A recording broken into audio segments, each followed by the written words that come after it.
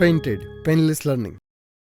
નમસ્કાર વિદ્યાર્થી મિત્રો, આજે આપણે વાત કરવાના છે કે વિજ્ઞાનમાં 6 દિવસમાં તમે ઇઝીલી બધા જ જે ચેપ્ટર છે એનું રિવિઝન કેવી રીતે કર્યો છો. મારું નામ છે હિતેશ વાઘેલા અને આજે આપણે એની ચર્ચા કરવાના છીએ. તો વિદ્યાર્થી મિત્રો, ચલો આપણે ટાઈમ ગુમાવ્યા વગર ફટાફટ આ ટોપિક છે એની શરૂઆત કરીએ. તમે જાણો છો એ રીતે વિદ્યાર્થી મિત્રો કે જે વિજ્ઞાન વિષય છે એમાં તમારે 13 ચેપ્ટર આવેલા છે. 13 ચેપ્ટરમાં જો બેટા આપણે વાત કરવા જઈએ તો પહેલા 4 ચેપ્ટર છે એ રસાયણ વિજ્ઞાન એટલે કેમેસ્ટ્રીના છે. પછીના જે 4 ચેપ્ટર છે 5, 6, 7 અને 8 એ જીવ વિજ્ઞાનના છે. અને છેલ્લું ચેપ્ટર 13મું ચેપ્ટર એ પર્યાવરણનું છે. તો એને પકડીને આપણે જીવ વિજ્ઞાનમાં મૂકી દીધું છે, બરાબર. એની સિવાય બેટા જે 8 પછી 9મો ક્રમ આવે, 9, 10, 11 અને 12 આ ચેપ્ટર છે બેટા એ ભૌતિક વિજ્ઞાનના ચેપ્ટર છે. તો આ ચેપ્ટરમાં સૌથી પહેલા વાત કરી દઈએ કે આ ચેપ્ટર છે એમાં વેઇટેજ કઈ પ્રમાણે છે ને કેવી રીતે આની તૈયારી કરાય. તો સૌથી પહેલા રસાયણ વિજ્ઞાનની બેટા વાત કરીએ તો જે બીજું ચેપ્ટર છે એની 10 માર્કનું છે. ત્રીજું ચેપ્ટર છે એ બી 10 માર્કનું છે, બરાબર. આપણે જનરલ વિકલ્પ સાથે વાત કરી રહ્યા છીએ અહીંયા આગળ. બાયોલોજીમાં જો બેટા વાત કરીએ તો 5મું ચેપ્ટર છે સૌથી વધારે ગુણભાર ધરાવે છે, જેનો ગુણભાર છે 14 માર્કનો. એ જ પ્રમાણે 7મું ચેપ્ટર છે એ 10 માર્કનું છે અને 13મું ચેપ્ટર છે એ બી 10 માર્કનું છે બેટા. એ જ પ્રમાણે જો વાત કરીએ આપણે અહીંયા આગળ 10મા ચેપ્ટરની તો એ બી 10 માર્કનું ચેપ્ટર છે. તો અહીંયા આગળ જે મેઇન ચેપ્ટર હતા બેટા એના ખાલી મેં ગુણભાર લખી દીધા છે. જો ખાલી આપણે આટલાનો ટોટલ મારી દઈએ ને આટલાનો ટોટલ તો બી તમે વિચારો ને તો તમારે એટલા બધા માર્ક્સ કવર થઈ જાય ને. 10 ને 10 20 ને 24 34 24 ની 14 એટલે 34 44 54 અને 64. માત્ર 1 2 3 4 5 6 ચેપ્ટર કરો ને 6 ચેપ્ટર. જો તમે 6 ચેપ્ટર જ કરી નાખો તો તમારા 64 માર્ક હોય ને 64 માર્ક્સ એ કવર થઈ જાય બેટા. 64 માર્ક હોય એ તમારા કવર થઈ જાય. તો એટલા માટે તમારે જે અહીંયા આગળ ચેપ્ટર લખ્યા છે કે જેની ઉપર મેં રાઉન્ડ કરી દીધા છે એટલા ચેપ્ટર ઉપર તમારે વધારે ફોકસ કરવાનું છે. અને એ ચેપ્ટર છે એ જોવા જઈએ તો one of the easiest chapter છે અને તમે પહેલાં કરશો અને વ્યવસ્થિત કરશો તો પૂરેપૂરા માર્ક્સ આવવાની શક્યતા છે. તો હવે આપણે વાત કરીએ કે આ ચેપ્ટર છે એમાં કેટલો ટાઈમ આપવો. આપણી પાસે માત્ર 6 દિવસ હોય એટલે એવું માની લઈએ કે 1 વીક કરતાં બી ઓછો ટાઈમ હોય. તો એમાં આ જે બધા ચેપ્ટર છે એને સારી રીતે કેવી રીતે આપણે તૈયાર કરીએ. તો સૌથી પહેલા બેટા વાત કરીએ અહીંયા આગળ કે 4 ચેપ્ટર છે જે રસાયણ વિજ્ઞાનમાં છે એમાંથી 2 દિવસનો આપણે ટાઈમ આપીએ તો આને તૈયાર કેમ કરાય. તો કે પહેલું ચેપ્ટર છે 5 માર્કનું છે અને બીજું 10 માર્કનું છે. જો આપણે પૂરા માર્ક્સ લાવવા હોય તો બધા ચેપ્ટર કરવાના જ છે, બરાબર. થોડા ઘણા અંશે અમુક ચેપ્ટર ઠીક નથી કર્યા એ બી તમારે કરવાના જ છે. પણ આપણે જો એવું કરવું હોય તો આના પહેલા અને બીજા ચેપ્ટર માટે તમારે 1 દિવસનો ટાઈમ અપાય અને ત્રીજા અને ચોથા ચેપ્ટર માટે હજી 1 દિવસનો ટાઈમ અપાય. ધેટ મીન્સ કે આખું કેમેસ્ટ્રી છે એ તમે 2 દિવસમાં પૂરું કરી શકો. આખું કેમેસ્ટ્રી છે એને તમે 2 દિવસમાં આરામથી પૂરું કરી શકો, કંઈ પ્રોબ્લેમ નહીં. આપણે રિવિઝનની વાત કરી રહ્યા છીએ, વિઝનની વાત નથી, મતલબ વાંચવાની વાત નથી. હવે ફટાફટ રિવિઝન કેમ કરવું એની વાત કરી રહ્યા છીએ. રેડી?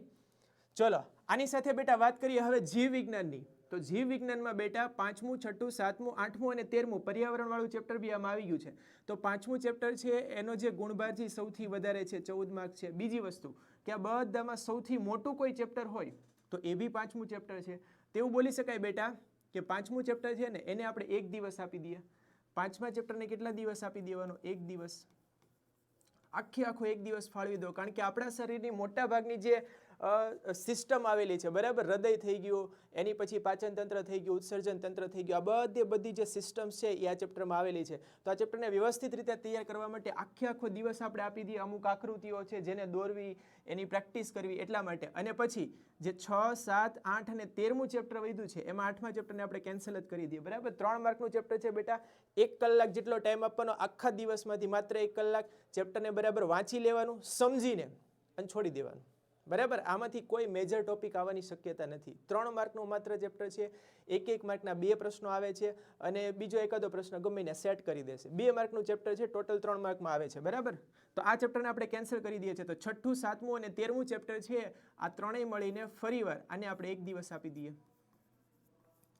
તો 2 દિવસ હોય તો 2 દિવસમાં જો આપણે બાયોલોજી કમ્પ્લીટ કરવું હોય તો એમાં 5મા ચેપ્ટરને આખો દિવસ દેવાનો, આખો દિવસ. પછી 6મું 7મું 8મું નહીં કરવાનું. 13મું ચેપ્ટર છે એના માટે 1 દિવસ આપી દેવાનું. એટલે તમારું બાયોલોજી છે એ આરામથી કમ્પ્લીટ થઈ જશે. એની પછી બેટા વાત કરીએ આપણે ફિઝિક્સની. એમાં જો બેટા પહેલેથી આપણે ચેપ્ટર નંબર 9 તૈયાર કર્યું હોય પહેલેથી, તો અત્યારે એને આપણે ટચ કરવાનું, બરાબર. એનું રિવિઝન કરવાનું. નહીતર શું કરવાનું તો કે આમાંથી બહુ ઇઝી ટોપિક હોય ને એ આપણે પસંદ કરીને એને ખાલી કરી નાખવાના, બરાબર. કારણ કે આ ચેપ્ટરમાં શું છે કે ઘણી બધી આકૃતિઓ આવે છે, તો આકૃતિ દોરવામાં વિદ્યાર્થી મિત્રો હોય ને તકલીફ થતી હોય, ઘણા વિદ્યાર્થી હોય પેલા સૂત્રના આધારે દાખલા આવે એ કરવામાં મૂંઝાઈ જતા હોય. જો એવું બધું હોય તો 9મા ચેપ્ટરમાંથી માત્ર આપણે અમુક ટોપિક જ કરવાના છે જે આઈએમપી ટોપિક છે, જેની અમુક વિડીયોમાં મેં વાત કરેલી છે, બરાબર. તો માત્ર એટલા ટોપિક કરવાના છે. 10મું ચેપ્ટર બેટા આખું કરી દેવાનું, બરાબર છે. આખું ચેપ્ટર. 11મું અને 12મું ચેપ્ટર બી આખું જ કરવાનું છે, એમાં કાંઈ આપણે બાદ નથી કરવાનું. તેનો મતલબ એવો થાય કે 9, 10, 11 ને 12 કરવા હોય તો 9મું અને 10મું કરવા માટે તમારે એક દિવસ આપી દેવાનો, એક આખો દિવસ.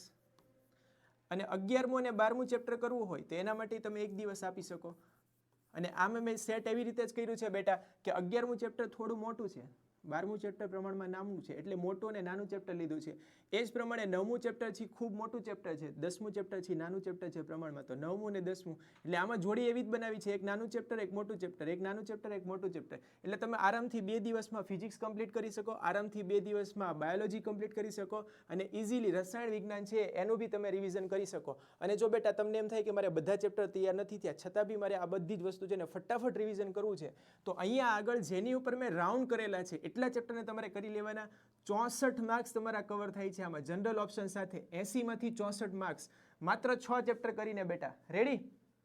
તો આ રીતે તમારે 6 દિવસમાં સ્માર્ટ વર્ક કરીને સૌથી વધારે સારામાં સારું પરિણામ તમે કેવી રીતે લાવી શકો એ રીતે તમારે તૈયારી ચાલુ કરવાની છે. હવે આપણી પાસે સમય બહુ ઓછો છે, સમજી વિચારીને વાંચીને યાદ રાખીને આપણે આગળ વધવાનું છે અને પરીક્ષામાં ફોડીને આવવાનું છે. ચલો આ સાથે બેટા આજનું સેશન છે એને આપણે કમ્પ્લીટ કરીએ છીએ. બધા લોકોને all the best, best of luck, અને ફટાફટ તૈયારી કરો. ચલો good bye, Tata. Painted Painless Learning.